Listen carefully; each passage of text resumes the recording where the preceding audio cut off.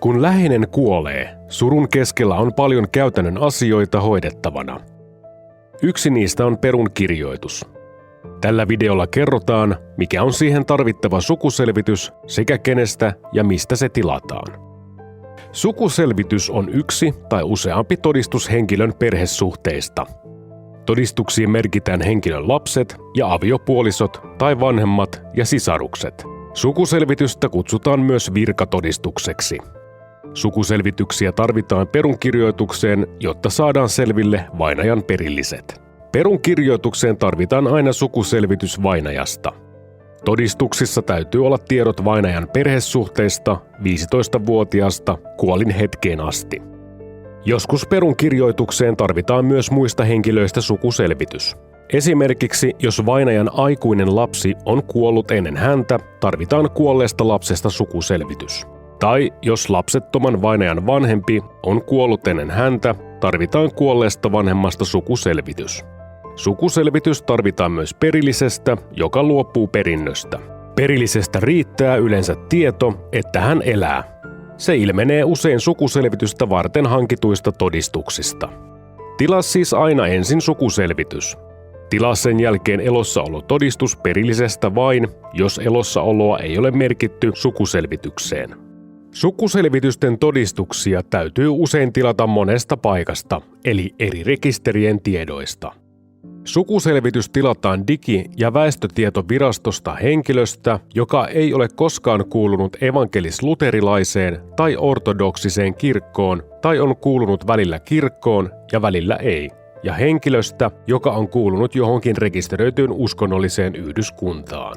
Jos henkilö on ollut evankelis-luterilaisen tai ortodoksisen kirkon jäsen elämänsä aikana, tilaa siltä ajalta sukuselvitys kirkolta. Jos henkilö on asunut joskus ulkomailla, tilaa siltä ajalta sukuselvitys kyseisen valtion viranomaiselta. Jos henkilö on asunut Neuvostoliitolle luovutetuilla alueilla, tilaa siltä ajalta sukuselvitys kansallisarkistosta. Tuntuuko monimutkaiselta?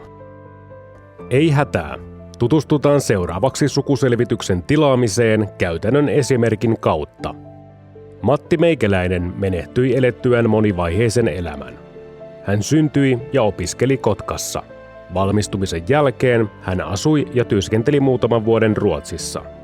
Sieltä Matti muutti Helsinkiin, jossa hän avioitui, sai lapsen ja asui elämänsä loppuun asti.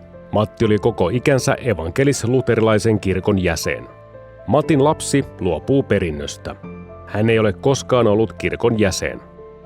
Matin sukuselvitystä varten tarvitaan todistukset viimeisen asuinpaikan, eli Helsingin evankelis-luterilaisen kirkon aluerekisteristä ja ulkomailla asumisesta Ruotsin viranomaisilta. Tämän lisäksi tarvitaan Digi- ja väestötietoviraston sukuselvitys Matin lapsesta, koska hän luopuu perinnöstä eikä hän ole ollut kirkon jäsen.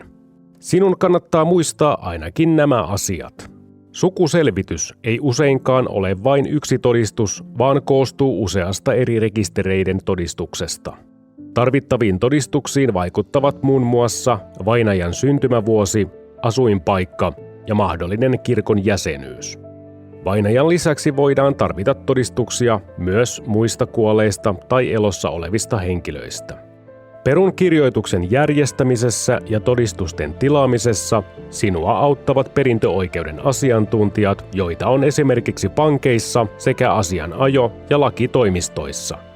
Lisätietoa sukuselvityksestä löydät Digi- ja väestötietoviraston verkkosivuilta.